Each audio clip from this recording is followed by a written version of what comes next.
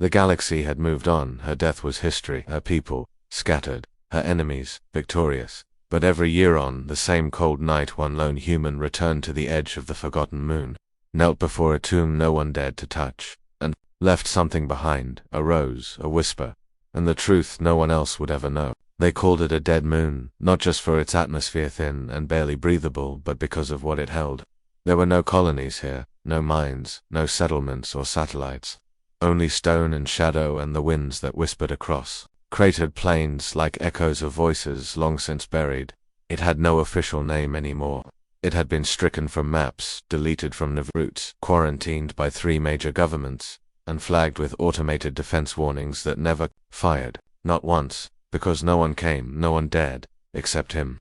Once every cycle, exactly on the same day, a solitary human transport shuttle broke through the border perimeter and touched down in the same valley, just beneath the mountain ridge that cast long shadows over the glacial crust. The ship bore no weapons, no insignia, no transponder codes that matched any current registry, but the defense systems never activated. They had been programmed not to, or perhaps reprogrammed, by someone long gone. The man who emerged from the ship was older now. His back no longer stood as straight as it once had. His gait had slowed, and the crisp formality of his past military posture had softened under time and solitude, but he still carried himself with purpose. His hair, once black, was grey around the temples, and the scar that traced from his jawline down his neck had faded but never vanished. He wore a simple jacket, well kept but worn, and gloves that trembled slightly in the cold. In his left hand, he carried a flower, always the same kind, a red earth rose grown from his personal hydroponic lab, cultivated slowly and painstakingly across each long year, watered not with duty but with memory, and in his right, an old data chip that no longer functioned but once held her final transmission. He walked without a word, down the familiar slope, across cracked silvered stone that crunched under his boots, to the place where she lay. It was not marked by a beacon. There was no monument, no flag, just a curved slab of obsidian set into the ground, fused with alien metals, inscribed in a language that only a few still spoke. The grave of the Lysari queen, once feared, once revered, once declared too dangerous to live by 3 systems in unison, was silent and untouched. No wildlife dared approach, no vegetation grew within 50 feet of the site. And though wind and time weathered everything else, the grave itself remained unblemished. He knelt slowly, reverently, and placed the rose at the base of the stone. He whispered her name, the one not written in any human database, the one she gave him once when they were alone, long before her execution was voted through under the guise of peacekeeping. It had been years since anyone said her name aloud. Even he only spoke it here, once a year, and only to her. Then he lowered his eyes, and the silence filled the space between the living and the dead.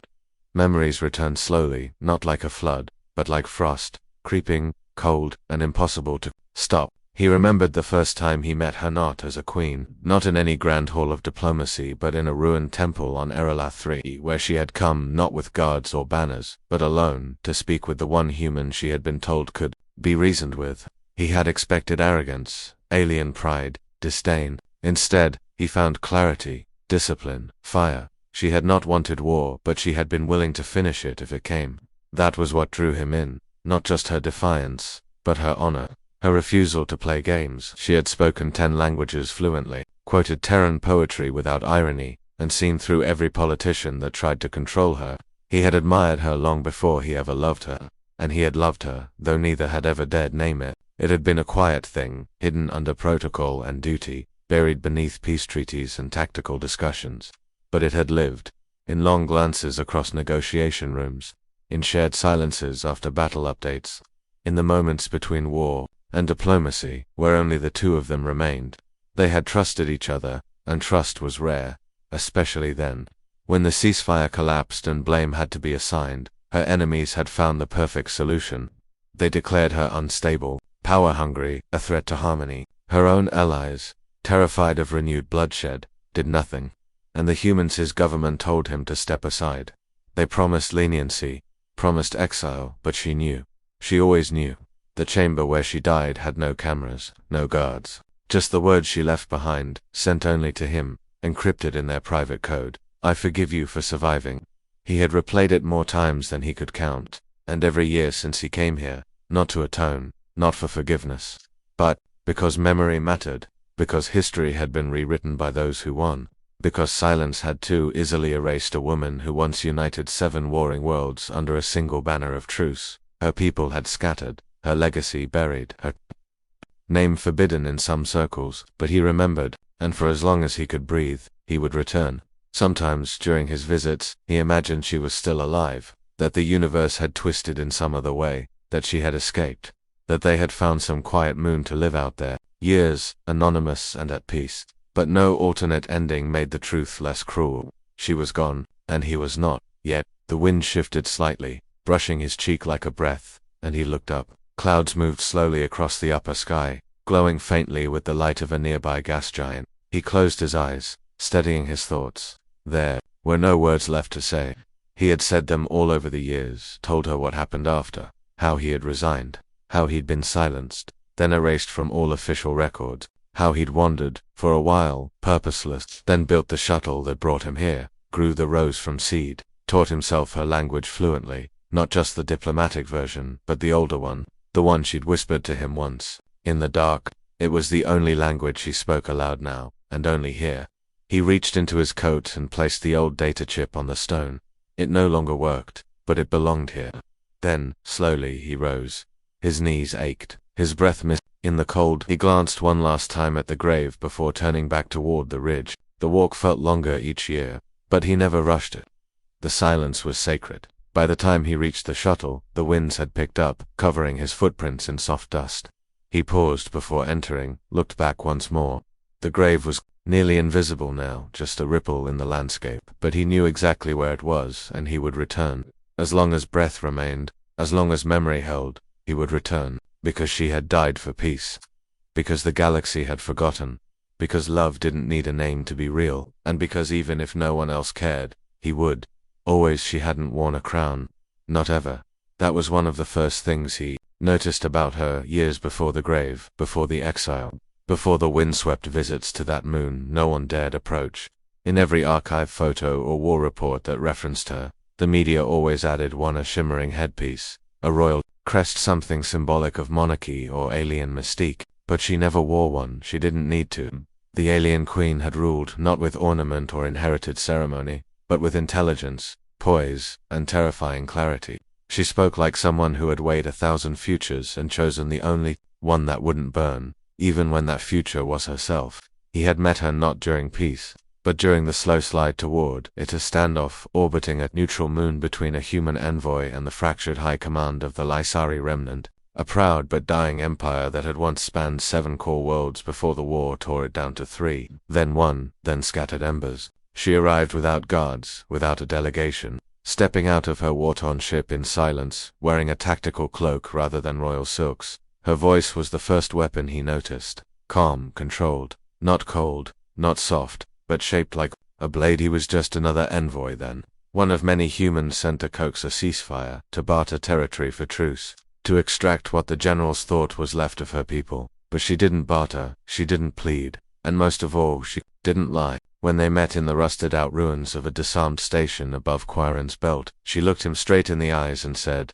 "My people have no reason to trust you. Give me one." And he did. Not with policy or protocol, not with bargaining, tactics drilled into him by EarthGov briefings, but by answering her question with another, "Do you want to survive, or matter?" That was the first time her eyes shifted, just slightly, as though she hadn't expected a human to understand the difference. She didn't respond immediately, just nodded once, and let him sit across from her. That was how it began. They called them meetings, but they were never official. He came with datapads, she came with memory. She remembered the battles his people wanted erased. She named the colonies that had been quietly flattened by orbital strikes.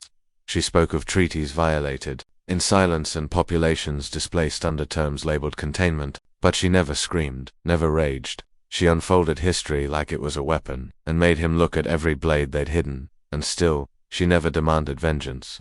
What she wanted was for someone to see it, just once, without fear, without spin, without excuses, and he did. It didn't happen at once. There were long days where they sat in silence, nights when she didn't show, reports where other envoys called her dangerous, manipulative, a threat. But slowly, deliberately, she let him in, and in that strange space between diplomacy and honesty, They built something that never had a name. He never touched her hand, never stepped beyond the perimeter of professionalism, but they shared stories. And when she laughed frailly, it was like the war didn't exist for a moment. He learned that she'd once trained as a singer before the Ascension Wars took her voice and gave her command, that she hated ceremonial robes, that she'd memorized the orbital drift patterns of every system her people had once claimed, and could still recite them like poetry. In return, she learned his mother's name, learned that he once had a brother who never made it off Elion 9, that he carried a burn on his back from a boarding skirmish he never spoke of. And when the ceasefire proposal came official sanctioned, ready for signatures, he delivered it to her alone. He didn't expect her to agree, not after everything, but she read it quietly, then said, "You know this will end me." He didn't answer, because they both knew it was true. The coalition wouldn't allow her to live, not as a queen, not as a symbol, not as anything that could unify resistance. Even if she surrendered, even if she ordered peace, she was too dangerous. Not because of what she might do, but because of what she meant. She handed him the document. "If my name vanishes from history, will you remember it?" And he answered, "With the only thing that mattered, I already do." The signing was swift, the betrayal faster. Within weeks, she was labeled a war criminal by human media. Her people, stripped of their claims, were scattered or silenced. He was reassigned, then quietly decommissioned. She disappeared. He searched every channel, pulled every favor, and finally found the last footage, grainy, distorted.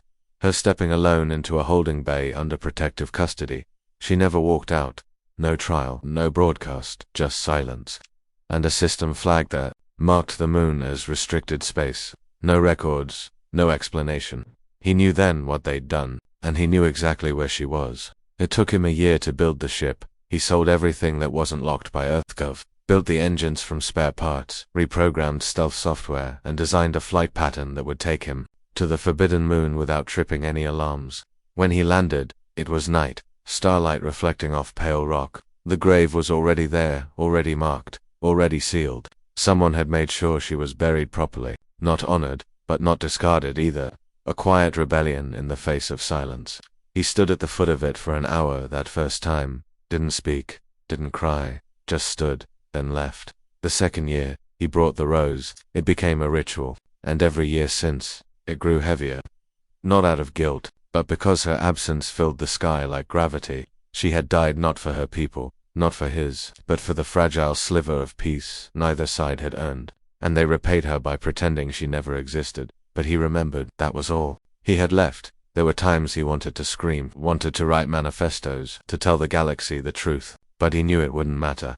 They had erased her too well. And besides, she hadn't asked to be avenged, only remembered. And so he did, quietly, without applause, without recognition.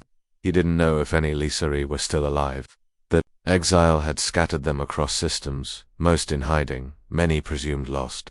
Their culture faded, their words unspoken, but sometimes, when he walked away from her grave, he thought he felt something in the wind. Not presence, not ghosts, just weight, like history pressing against the stars. He hadn't saved her, no one had, but she had saved something in him, and as long as he lived, he would carry her name.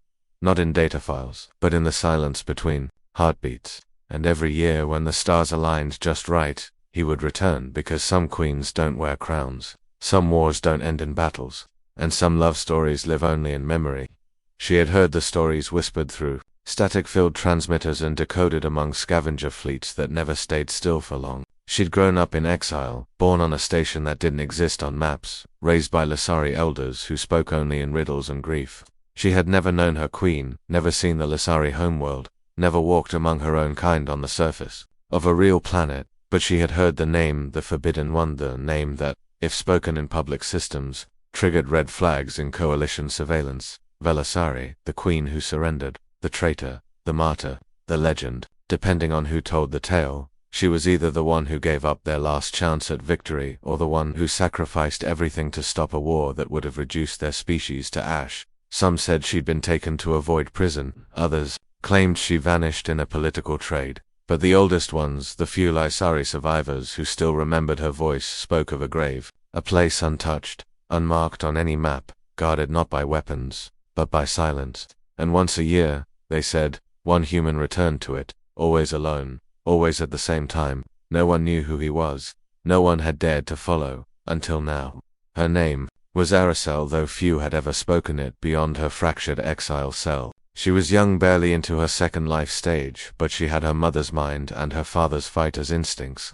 The first time she hacked the Coalition patrol logs and spotted the Deviation 1 unregistered vessel entering a forbidden sector every solar cycle, she knew it was no ghost.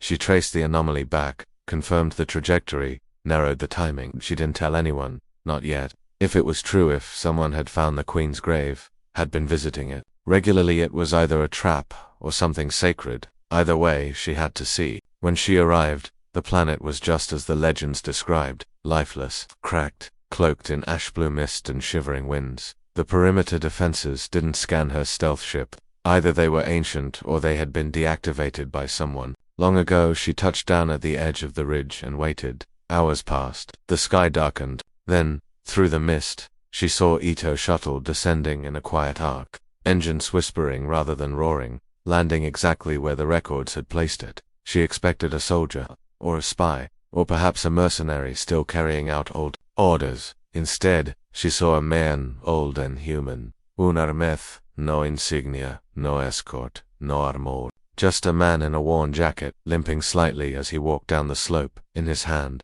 a flower. Aracel's breath caught. She watched from behind a rock outcropping, her scanner recording every movement. The man didn't look around, didn't pause. He walked as though he knew the land by heart. She followed at a distance, crouched low, using her camo cloak to keep her heat signature hidden. He reached a spot near the base of a stone ridge. She didn't see the grave at first. It blended into the terrain, dark and gleaming, partially buried under frost and ash. The man knelt, set down the flower, whispered something she couldn't hear. Then he touched the surface of the grave with both hands. Reverently, she felt the shift in the air, not through the wind, but through something deeper, like the echo of grief rippling across time. She didn't move, didn't breathe. It was real.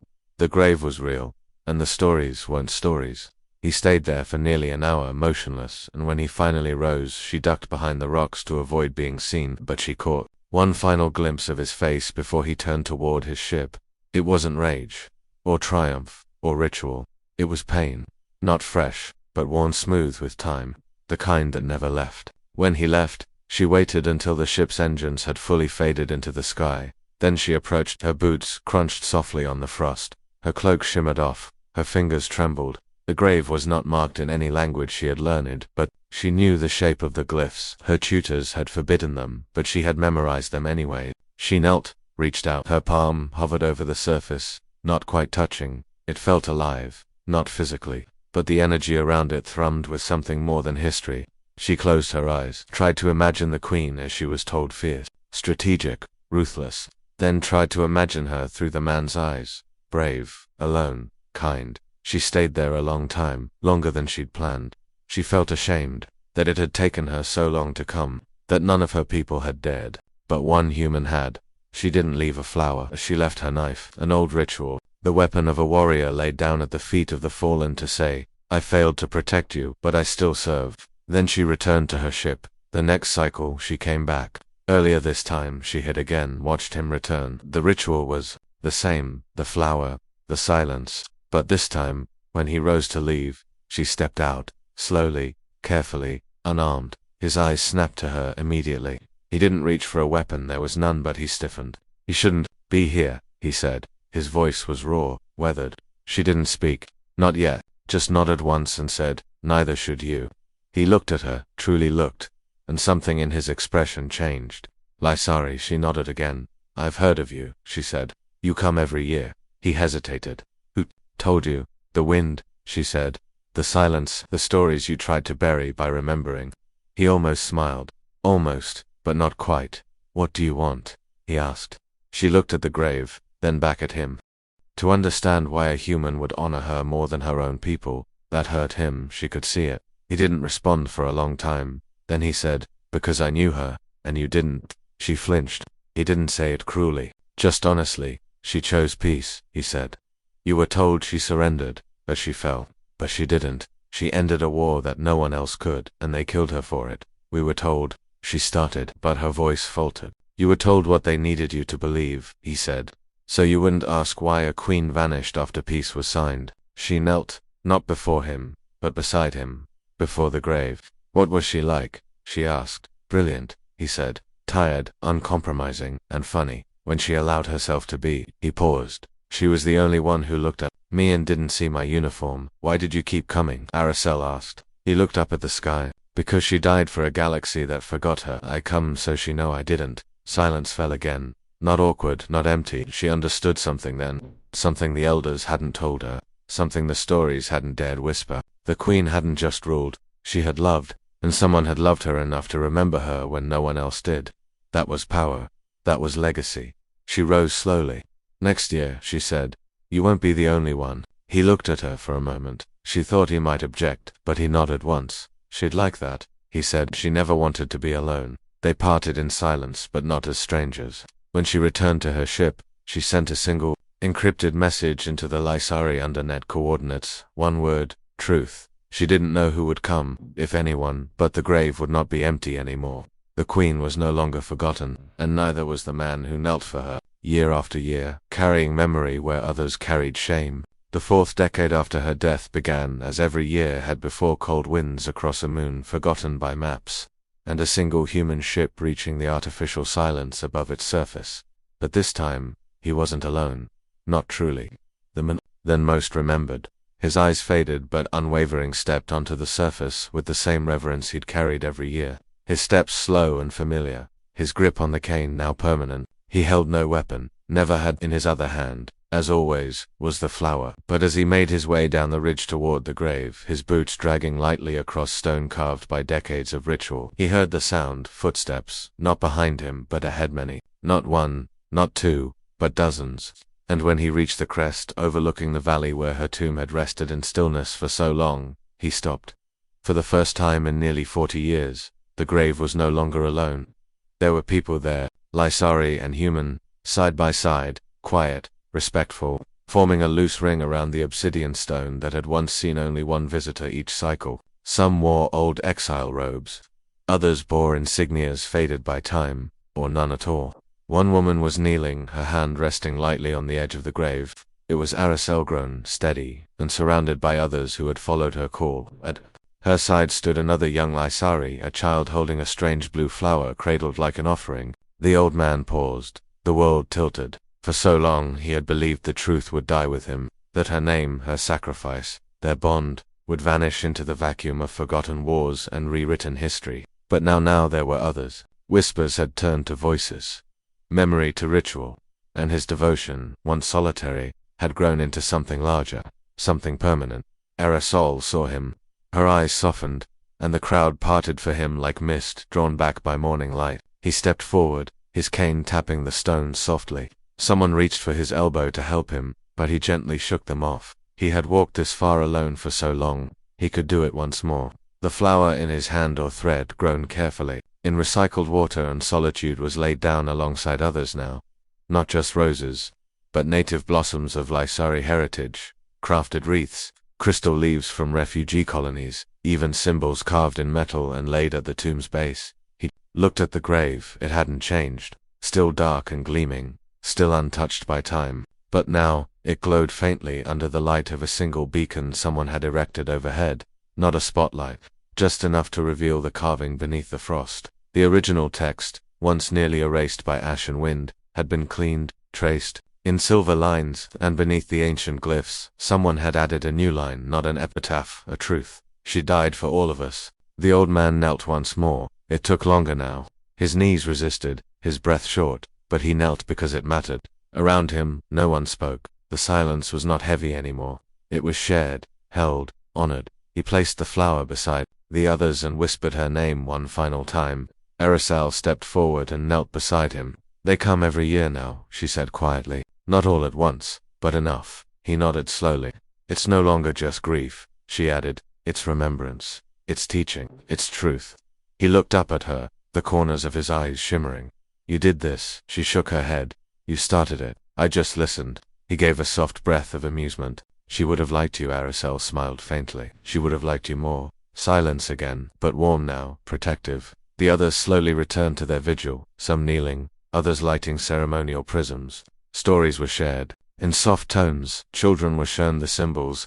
History was passed not from tablets or files but from voice to ear, heart to memory. and at the center of it all lay the grave of a queen who had once surrendered everything, not for survival but for peace. And the man who remembered. That night, he did not return to his ship. They built a fire, a ceremonial one, low, clean, meant to glow rather than burn. The stars blinked slowly above the ridge, and for the first time, music returned to the grave. A Lycery chorus, low and resonant, sang an old song, one long forbidden for unity across silence, of names unspoken, of light buried but never gone. The old man sat beside the fire, surrounded by those who had once been enemies. They did not ask him to speak, but when he did, the valley fell still.